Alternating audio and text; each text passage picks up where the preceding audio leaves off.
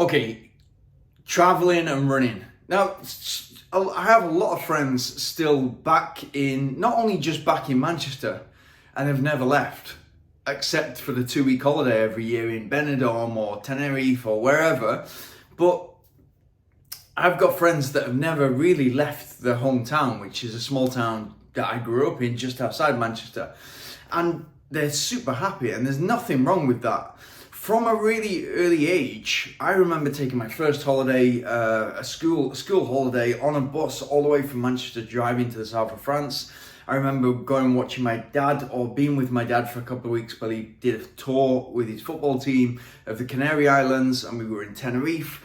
I remember it so vividly, like what we were doing, how different everything was. Obviously the language, the smells, the feel of the heat, the ocean, and the main thing, I guess, that I became really addicted to was the blue sky.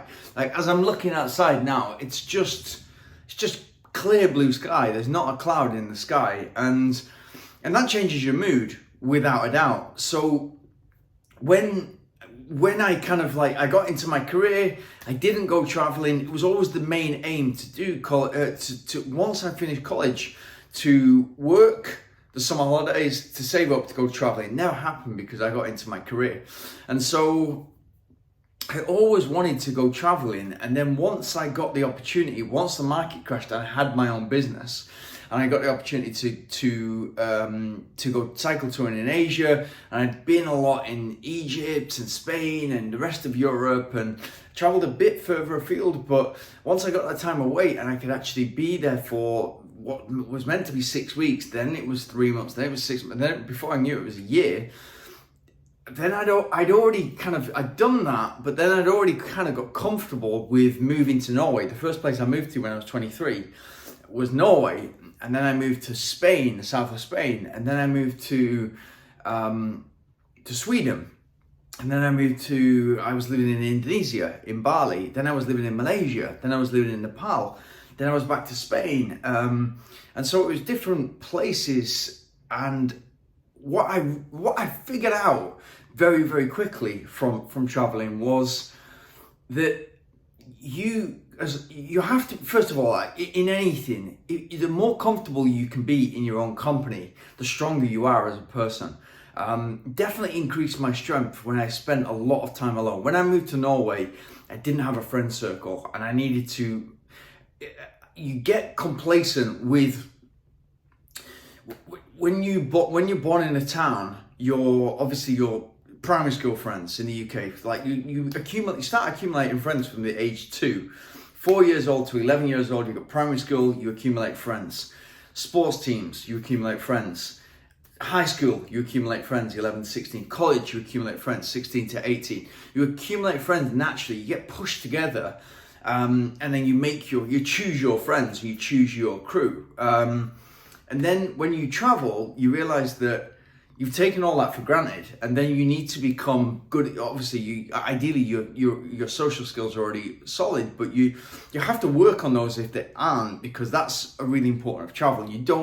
You want to be connected in an area, you want to have networks, and so as I've kind of moved around, it's always been better for me to go to a place for a period of time than to go on holiday. I never really kind of got the action of going somewhere for 2 weeks and then coming back. It was always too short of a time. I always wanted more. And so when I moved to Norway, that was a move, that was a year. When I moved to Spain, it was a period of time there, and then I moved from the south of Spain to Barcelona. Then when I moved to Sweden, I stayed there for a year. So it was never like 2 weeks and let's see what's happening here, because you're always a tourist if you can kind of get into the way local people live and find local friends and learn the language, ideally, not necessarily in Scandinavia, but definitely in Spain. Then the whole world opens up for you. It's a different life completely, and you get to see how different people operate. And so whenever I've kind of, in my professional running career, whenever I've had to, first of all, the split has always been like 8 months in Granada in the south of Spain, where I'm very close to now. I'm in Malaga. And then when when it gets cold in Granada, which is kind of like, it's still 20 degrees pretty much all winter during the day, but in the mornings and at the night, you know, when I'm training, it's often too cold, and therefore, you know, if you're on the bike for 4 or 5 hours and there's a bit of rain and it's 10 degrees, it's not much fun. Whereas I would take a flight to Chiang Mai in the north of Thailand, I'd be in the best cycling spot I can possibly think of in the world, apart from maybe Andorra, maybe some places in Italy, maybe kind of Girona, but definitely Granada. Granada's second best without a doubt. And then why not do that? And why not change from like end of October, living in Granada, to living in Chiang Mai? Cost of living super cheap in Chiang Mai. You can have a great place for next to nothing, 300-400 euros. If you want to go really cheap, you can have a place for 150 euros, 100 euros even. And then you know, eating out every night for between 5 and 10 euros, really great food. It's just a different life altogether, and it kind of like, the more places that you're actually able to spend a long time in, the kind of broader your horizons, the more open-minded you become, because you get to see a couple of things. You get to see how other people live, and you get to learn other people's stories. So how did they grow up? How was their schooling system different? How was finding work different? Why did they need to be so educated? Here in Spain, everyone has got a master's degree, it feels like.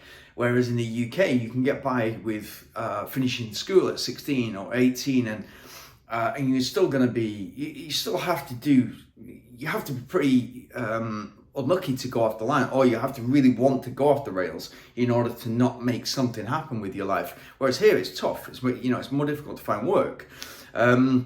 So anyway, whenever I've traveled through running, I've just incorporated that into my professional running life. So if I'm going to go to Arizona, if I'm going to go to Flagstaff, it's not going to be for 3 weeks to try. It's going to be for 2-3 months.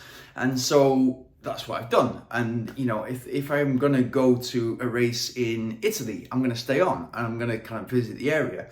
If that's been Granada, I went there and then I was obsessed with Granada, so I ended up moving there. Same with Chiang Mai. And whenever I get to the point where you have to be adaptable, you have to be resourceful, you have to kind of like, all your creature comforts, all the things that you've got used to, you know, where to go shopping, where to go food shopping, where to eat, you know, how to kind of like move around, how to kind of like buy a car, have transport, rent a car, whatever that might be. You got to be resourceful. You got to use your head. And now it's easier than ever because everything's on the palm of your hand, everything's on your phone in order to do these things. So that app for absolutely everything. So everything is really easy. And to a point, that's been taken away. Like when I first went to Thailand, I wasn't Googling to see everything before I went. And so I kind of learned on the go. And that was a much deeper experience. You know, being in Nepal for 3-4 months, I had to learn on the go. I had no internet when I was in the mountains. Because the internet was really expensive back then when I was there, and I just chose not to have it. And you're in it then, there's no kind of messing around. So does running professionally and travel ever get boring? No, it's what you make of it. If you're the person who needs their creature comfort, who needs their circle back home that they started when they were really young, and they love being with their mates, of course, you're going to miss being with your mates. You're going to miss that crack. You're going to miss the humour. If you're from the UK or if you're from the US, there's a certain type of humour that comes with that, and you're always going to miss that because it's difficult to recreate. But what you will find is that a lot of your friends, like you had access to thousands of friends through schools, the different schooling systems, and then university, etc., etc., and then getting into work, you meet friends. You're forced together with people, but you're going to find your top people. And I definitely have those 6 top people. But what is amazing is when you travel and then you meet people and then you're like, you know what, I really get on with you and I want to keep you in my life. And you make sure that you keep contact. And it's obviously very easy to keep contact, you know, a phone, email, etc. And you meet up around the world. I've got friends that I've known for 15 years, only 15 years compared to friends that I've known for 30 years.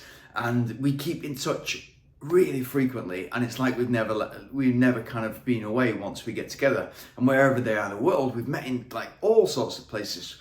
in Thailand, in Malaysia, in Singapore, in Hong Kong, in all these different, in Middle East, all these different places around the world, because you're not forced together, you've chosen to be together. So that's another thing. But what I'd say is, if you've got a race and if you've got the ability, and now it's easier than ever, even if you've got a job or if you've got a business, it's easy to just book time where you can be working from wherever the race is. So if I've got a race, like I'm racing this Sunday, if I book another 2-3 weeks on the back of this, I'm already here. I've already spent time on the flights. It's actually probably about the same expense to rent a place for a month as it is to rent a hotel for a week. It's actually probably about the same price if you shop around. So why would you not stay for a month?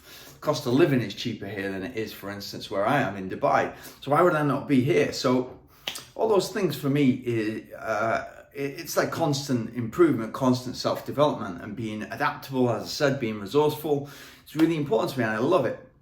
So try it out, and next time you do book a race, go for 3-4 weeks, go for a month. Have the race at the start of it so you can recover afterwards, and then find all the local running trails. So, a couple of advices would be, like, find a place that's that you can get easily out onto the trails, or easily out onto running, or easily into a running community. Meet people that way. And if you meet people via a running group or a running club, they're going to show you different places, the best places to eat, the best places to drink, the best places to go and party, whatever it is you're into. They're going to show you that. There's co-working spaces here. As in a co-working space yesterday, there's probably 40 different nationalities. It's like the amount of people almost kind of like fusing themselves together and then getting the best of each person's skills, being resourceful, finding your group within that 40 people. It's amazing.